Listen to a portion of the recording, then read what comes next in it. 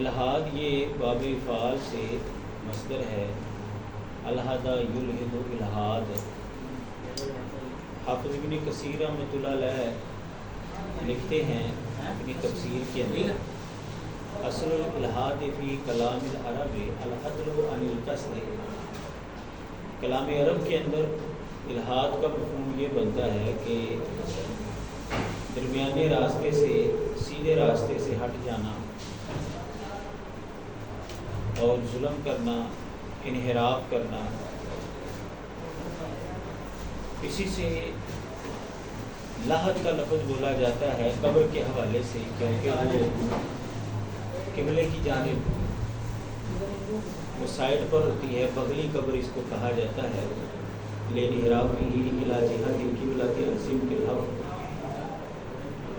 گڑھا جو ہے پہلے چھوٹا سا کھودا جاتا ہے، اس کے بعد قبلے کی جانب ایک الگ جو ہے وہ گڑھا کھودا جاتا ہے۔ تو چونکہ یہ درمیان والے گڑھے سے ہٹ کر ہوتا ہے، سائڈ پر ہوتا ہے یہ والا گڑھا، اس لیے اس کو لحد کہا جاتا ہے۔ اسی طرح امام قرطبی رحمۃ اللہ علیہ نے بھی اس کا یہی مفہوم بیان کیا ہے۔ امام بخاری رحمہ اللہ انہوں نے یہ بات لکھی ہے، وَسُمِّيَ اللَّحْدُ لِأَنَّهُ فِي نَاحِيَةٍ وَكُلُّ جَائِرٍ مُلْحِدٍ۔ لحد قبر کو اس لیے کہا جاتا ہے کہ وہ ایک سائڈ پر ہوتی ہے، بغلی قبر، اور ہر ظالم جو ہے وہ ملحد ہوتا ہے، کیونکہ وہ ظلم کر رہا ہوتا ہے تو انصاف نہیں کر رہا ہوتا۔ الحاد اور اس کے مشتقات قرآن مجید کے اندر 6 جگہ پر آتے ہیں۔ سورۃ الاعراف آیت نمبر 180 میں وَلِلَّهِ الْأَسْمَاءُ الْحُسْنَىٰ فَادْعُوهُ بِهَا وَذَرُوا الَّذِينَ يُلْحِدُونَ فِي أَسْمَائِهِ سَيُجْزَوْنَ مَا كَانُوا يَعْمَلُونَ۔ سورۃ الحج آیت نمبر 25 میں إِنَّ الَّذِينَ كَفَرُوا وَيَصُدُّونَ عَنْ سَبِيلِ اللَّهِ وَالْمَسْجِدِ الْحَرَامِ الَّذِي جَعَلْنَاهُ لِلنَّاسِ سَوَاءً الْعَاكِفُ فِيهِ وَالْبَادُ وَمَن يُرِدْ فِيهِ بِإِلْحَادٍ بِظُلْمٍ نُذِقْهُ مِنْ عَذَابٍ أَلِيمٍ۔ سورۃ حامیم السجدہ کے اندر آیت نمبر 40 میں إِنَّ الَّذِينَ يُلْحِدُونَ فِي آيَاتِنَا لَا يَخْفَوْنَ عَلَيْنَا۔ سورۃ النحل آیت نمبر 103 میں وَلَقَدْ نَعْلَمُ أَنَّهُمْ يَقُولُونَ إِنَّمَا يُعَلِّمُهُ بَشَرٌ لِسَانُ الَّذِي يُلْحِدُونَ إِلَيْهِ أَعْجَمِيٌّ وَهَٰذَا لِسَانٌ عَرَبِيٌّ مُبِينٌ۔ سورۃ الکہف آیت نمبر 27 وَلَن تَجِدَ مِن دُونِهِ مُلْتَحَدًا۔ سورۃ الجن آیت نمبر 22 وَلَن أَجِدَ مِن دُونِهِ مُلْتَحَدًا، پناہ کی کوئی جگہ، یہ بھی لحد سے۔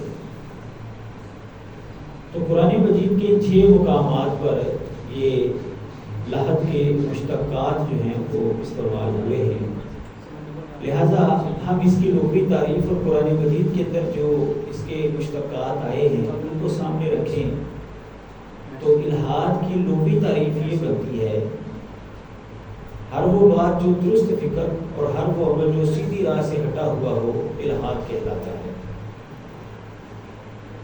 اس تعریف کے مطابق، یعنی یہ جو عمومی تعریف ہے اس کی لغوی تعریف ہے، اس تعریف کے مطابق اگر ہم دیکھیں تو الحاد جو ہے وہ اس وقت سے ہی دنیا میں موجود ہے جب سے دنیا کے اندر گمراہی آئی ہے، یعنی ہر زمانے میں الحاد کسی نہ کسی صورت میں موجود ہے اپنے اس مفہوم کے اعتبار سے،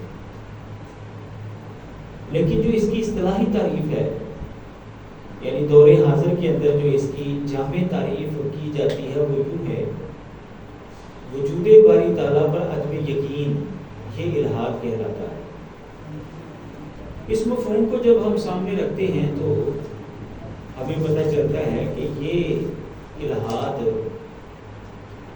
پرانا نہیں ہے، یہ بس چند صدیاں پہلے ہی جو ہے وہ دنیا کے اندر یہ عام ہونا شروع ہوا ہے، یعنی اللہ تبارک و تعالیٰ کے وجود کا انکار، خالق کائنات کے وجود کا انکار، اس پر عدم یقین۔ الہات کے جو مترادفات ہیں، دہریت، اس کا ایک مفہوم جو ہے وہ دہریت ہے، ایک اس کا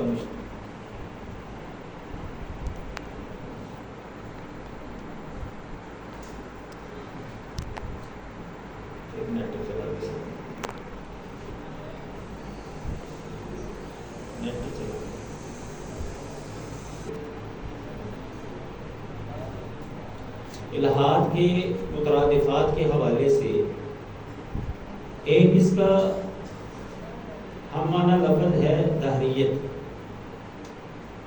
دہر کا معنی ہوتا ہے زمانہ، چونکہ ملحد جو ہیں یہ خالق کائنات کو نہیں مانتے، بلکہ یہ تخلیق کائنات، زندگی اور موت، ان سب چیزوں کو وہ زمانے کے ساتھ جوڑتے ہیں۔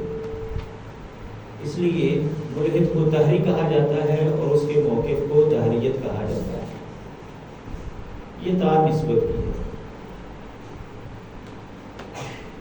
قرآن مجید کے اندر ایسے لوگوں کا تذکرہ موجود ہے جو زندگی اور موت کو زمانے کے ساتھ جوڑتے تھے، زمانے کی گردش کو قرار دیتے تھے، جینا اور مرنا۔ یہ اللہ تعالیٰ کی طرف اس کی نسبت نہیں کرتے تھے۔ وَقَالُوا مَا هِيَ إِلَّا حَيَاتُنَا الدُّنْيَا نَمُوتُ وَنَحْيَا وَمَا يُهْلِكُنَا إِلَّا الدَّهْرُ۔ یہ ہے جی سورۃ الجاثیہ آیت نمبر 24 کے اندر، اور انہوں نے کہا کہ نہیں ہے یہ مگر ہماری دنیا کی زندگی ہی، ہم مرتے ہیں اور زندہ ہوتے، اور نہیں ہمیں ہلاک کرتا مگر زمانہ ہے۔ وَمَا لَهُم بِذَلِكَ مِنْ عِلْمٍ، اللہ تعالیٰ فرماتے ہیں ان کو اس کے بارے میں کوئی علم نہیں، اِنْهُمْ إِلَّا يَظُنُّونَ، محض گمان ہے جی ان کا۔ تو اس دہر کی طرف نسبت کرتے ہوئے ان کے نظریے کو دہریت کہا جاتا ہے۔ دوسرا اس کا مترادف ہے لا دینیت۔ لا دین یعنی کوئی دین نہیں ہے۔ ملحد کو لا دین کہا جاتا ہے کیونکہ یہ کسی دین کو نہیں مانتے، یہ مذہب کے مخالف لوگ ہوتے ہیں۔ مذہب کا چونکہ یہ انکار کرتے ہیں، اس لیے ان کو لا دین کہا جاتا ہے، اور تا نسبت کی لگا کر ان کے موقف کو لا دینیت کہا جاتا ہے۔ انگریزی زبان میں الہات کا جو مترادف ہے وہ ہے ایتھیزم۔ یونانی زبان کے اندر خدا کو تھیوس کہا جاتا ہے، اور یہ جب انگریزی زبان میں آیا تو پھر خدا کی تعبیر کے لیے، علم الہیات کے لیے اس کے ساتھ کئی طرح کے الفاظ جوڑ کر پھر مختلف قسم کی اصطلاحات قائم کی گئی۔ تو ایتھیزم یعنی الہات، خدا کے نہ ہونے کا وجود۔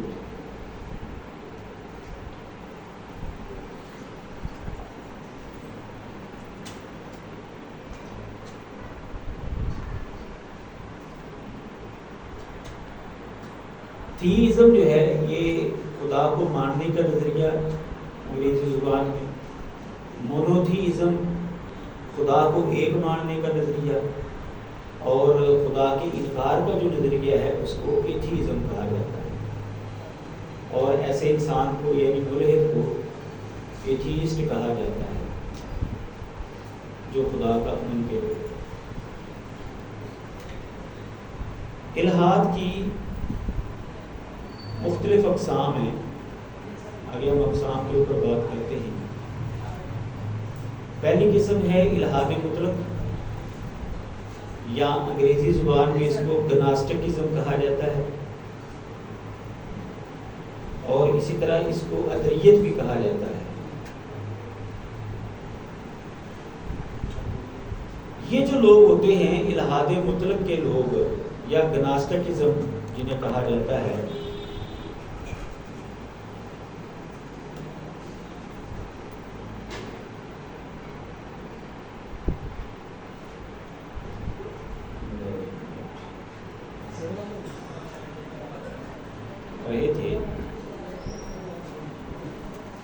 اس کی 3 قسمیں ہیں. ایک ہے الحاد مطلق، یعنی اس کو ادریت بھی کہا جاتا ہے، گناسٹکزم بھی کہا جاتا ہے. یہ جو لوگ ہوتے ہیں یہ خدا کے انکار کے اندر بڑے شدید ہوتے ہیں، خدا کا بھی انکار کرتے ہیں بڑی شدت کے ساتھ، روح کا، فرشتوں کا، جنت اور جہنم کا، مذہب کا، ما بعد طبیعت، سب چیزوں کا انکار کرتے ہیں اور کہتے ہیں ہمیں بخوبی علم ہے کہ خدا کوئی نہیں ہے. اس لیے ان کو ادریت کہا جاتا ہے.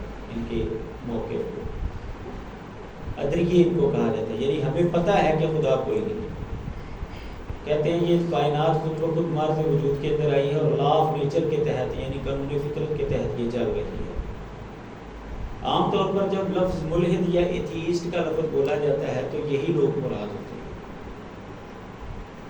دوسری قسم ہے لا ادریت یا اگناسٹکزم.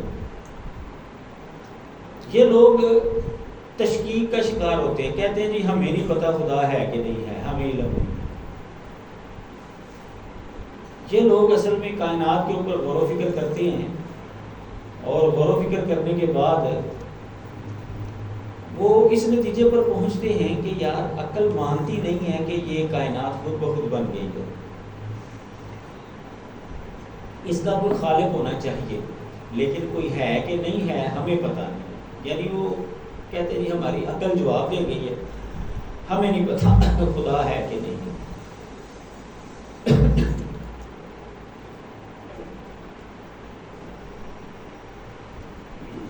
تیسری قسم ہے ڈیزم. یہ لوگ کائنات کے نظام کے اوپر غور و فکر کرتے ہیں اور یہ تسلیم کر لیتے ہیں کہ کائنات کو بنانے والا موجود ہے، خالق کائنات ہے، لیکن ان کا نظریہ یہ ہوتا ہے کہ خالق کائنات کو بنانے کے بعد اس سے الگ تھلگ ہو گیا، اب اس کا تعلق کوئی نہیں ہے اس کے ساتھ. یہ کائنات اب خود بخود چل رہی ہے، جیسے گھڑی ساز نے گھڑی بنا دی، اب گھڑی جو ہے وہ خود بخود چل رہی ہے، اب گھڑی ساز کا اس کے ساتھ اب کوئی تعلق نہیں رہا.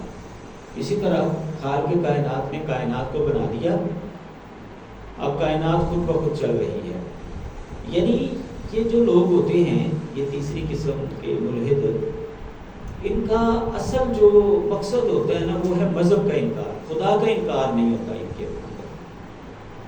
کہتے ہیں خدا ہے لیکن خدا نے کوئی قانون نہیں بنایا، کوئی مذہب نہیں ہے، کوئی نبی نہیں ہے، کوئی قیامت نہیں ہے، مرنے کے بعد کوئی جینا، یہ کوئی مسئلہ نہیں. یہ لوگ عقل کو ہی حد آخر سمجھتے ہیں، اپنی عقل کے مطابق جو ہے نا یہ چلنے کی کوشش کرتے ہیں. یہی وجہ ہے کہ ان لوگوں کے نظریات کے اندر خدا کے اوپر تنقید نہیں ہے بلکہ مذاہب کے اوپر تنقید پائی جاتی ہے، اور مذاہب کی جو تعلیمات ہیں ان کو اور مذہبی نمائندوں کو یہ سب و شتم کیا کرتے ہیں. ہم یہ کہہ سکتے ہیں کہ ان کے اندر وہ کہ خدا کا انکار نہیں پایا جاتا، لیکن یہ ایتھیزم کا پہلا قدم ہو سکتا ہے. یعنی اگر کوئی انسان مذہب کا انکار کر دے، چلو خدا کو تو وہ مان رہا ہے لیکن مذہب کا انکار کر رہا ہے، نبیوں کا انکار کر رہا ہے، کہتا ہے کوئی مرنے کے بعد، تو یہ الحاد کی طرف وہ بندہ جا چکا ہے. وہ خدا کے انکار کرنے کے اوپر جو ہے وہ زیادہ دیر نہیں لگا.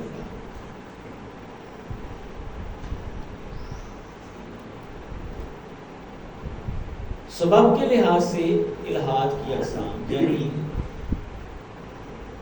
کس وجہ سے کوئی بندہ ملحد ہوتا ہے، اس کی 3 بڑی اقسام بنتی ہیں. نمبر 1 ہے علمی الحاد، یعنی کسی بندے کے ذہن کے اندر شکوک و شبہات آئے، علمی اعتبار سے اسے ان کا جواب نہیں ملا تو وہ مذہب کو چھوڑ گیا اور الحاد کی طرف چلا گیا. ایسے ملحد بہت کم ملیں گے جو علمی شکوک و شبہات کی وجہ سے ملحد ہوئے ہوں. جو بھی آپ کو ملے گا وہ کہے گا یہی میرے کچھ سوال تھے جی، میرے کچھ سوال تھے، لیکن جب آپ ان سوالوں کے گہرائی میں جائیں گے تو آپ کو پتہ چلے گا کہ اصل میں مقصد اس کا کچھ اور تھا. بہرحال علمی اعتبار سے بھی بعض لوگ ملحد ہوتے ہیں لیکن ایسے ملحد کم ہوتے ہیں. دوسری قسم ہے سبب کے لحاظ سے الہاد کی، وہ ہے نفسانی الہاد، یعنی نفسانی خواہش پوری کرنی ہے بندے نے، اور اس کے اندر سب سے بڑی رکاوٹ ہے خدا، مذہب، نبی، نظریہ آخرت، یہ سب سے بڑی رکاوٹ ہے۔ تو ایسے لوگ جو ہیں جنہوں نے اپنی نفسانی خواہش پوری کرنی ہوتی ہے، تو وہ اپنے ضمیر کو مردہ کرنے کے لیے مذہب کا انکار کر دیں گے، خدا کا انکار کر دیں گے، مرنے کے بعد دوبارہ جی اٹھنے کا انکار کر دیں گے۔ یعنی جیسے ہمارے ہاں یہ کہا جاتا ہے نا، نہ رہے گا بانس اور نہ بجے گی بانسری، یعنی نہ کسی مذہب کو مانیں گے، نہ خدا کو مانیں گے، نہ کسی نبی کو مانیں گے، نہ مرنے کے بعد دوبارہ جی اٹھنے کو مانیں گے، اور نہ ہی ضمیر سے آواز آئے گی کہ تو غلط کام کر رہا ہے۔ وہ ضمیر کو مردہ کرنے کے لیے یہ سارے کام کرتے ہیں تاکہ میں کھل کر جو ہے وہ اپنی نفسانی خواہش کو پورا کر سکوں۔ عموماً ملحد جو ہے وہ اسی طرح کے ہوتے ہیں۔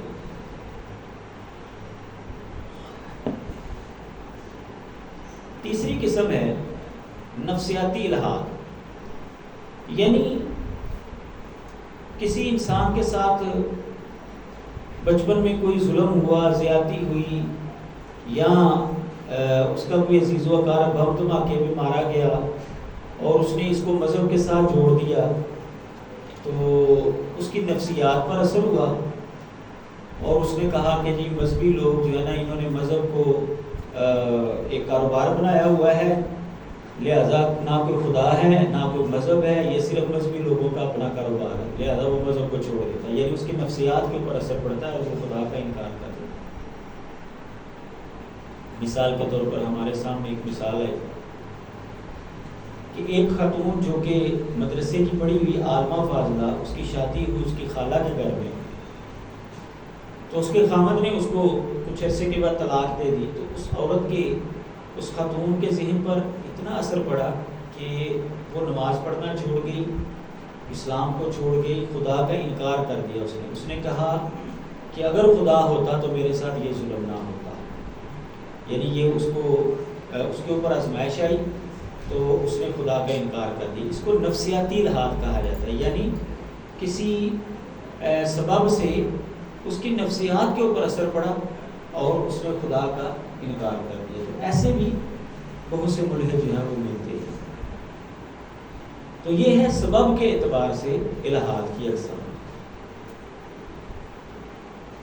ہم اسی پر اتفاق کرتے ہیں، انشاءاللہ باقی جو ہے وہ